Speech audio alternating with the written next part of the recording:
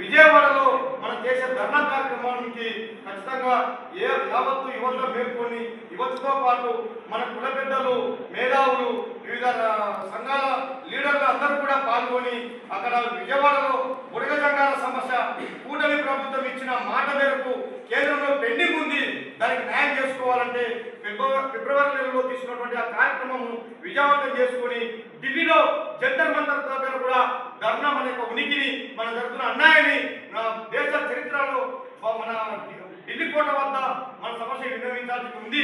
అది ఎక్కువ శాతము యువత పైన ఆధారపడి ఉంది.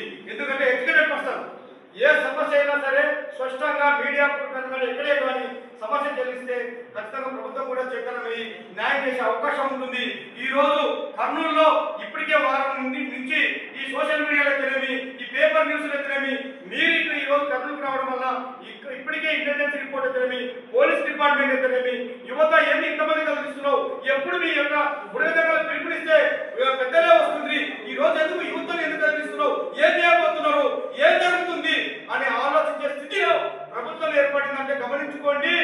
ఒక్కసారి మీరు విజయవాడలో యువత గల్లం ఇప్పి మాకు అన్యాయం జరుగుతుంది, దీనివల్ల విద్యా ఉద్యోగ సంక్షేమ పథకాలు సర్టిఫికేట్ లేకపోవడం నష్టపోతున్నాం అని ఒక్కసారి మీరు కాలం ఇచ్చితే ఖచ్చితంగా మనకి ఇచ్చిన కూటమి ప్రభుత్వం అదేవిధంగా గౌరవ ముఖ్యమంత్రి వర్గం నారా చంద్రబాబు నాయుడు గారి అదేవిధంగా డిప్యూటీ సీఎం పవన్ కళ్యాణ్ గారి స్పందించి తమను ఇచ్చిన మాట వరకు కేంద్రంలో మనకి సమస్య పెండింగ్ ఉండదని వాళ్ళే పైకి మోసుకుపోయి న్యాయం చేసే అవకాశం ఉంటుంది.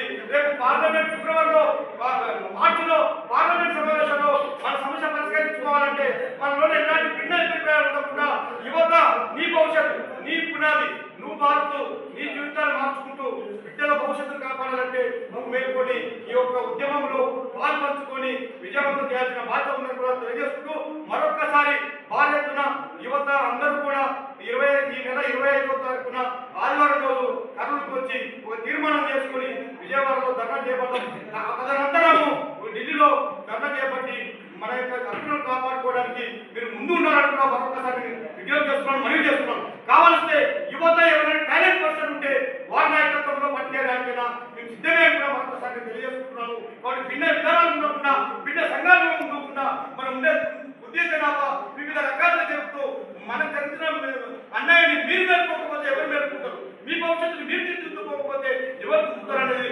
ఆలోచించుకోండి. దయచేసి నాయకుల మీద ఆధారపడద్దండి, నాయకుల మీద ఆధారపడద్దండి. మీరు ఆలోచనతో మీ టాలెంట్తో మీ తెలివితో సమాజంలో జాతికి న్యాయం చేసే విధంగా ఉండండి. చివరి స్థానంలో ఉంది, చివరి ఊపిరిలో ఉంది మన సంఘం సమస్య ఢిల్లీలో. అక్కడ కదలికలు చేసుకుని న్యాయం చేసుకుని తప్ప మనం విజయం సాధించిన వాళ్ళ మొత్తం లేకపోతే మళ్ళీ 20 ఏళ్ళు అక్కడి నుంచి కేరళ నుంచి రిటర్న్ వచ్చిందంటే 20 ఏళ్ళు మనం నష్టపోతాం. మరి ఎక్కడ పునాది లేకుండా నష్టపోయి మన జీవితాంతరం మన చేతులారా మీ చేతులారా జాతి నాశనం చేసిన వాళ్ళు అవుతున్నట్టు కూడా ఈ సందర్భంగా తెలియజేసుకుంటూ కాబట్టి మేల్కో యువత మరొకసారి చెప్తున్నా, మేల్కో నువ్వు పెరిగించు, జాతి భవిష్యత్తు కాపాడు, నీ భవిష్యత్తు మార్చుకో అని తెలియజేసుకుంటూ తెలియజేసుకున్నా.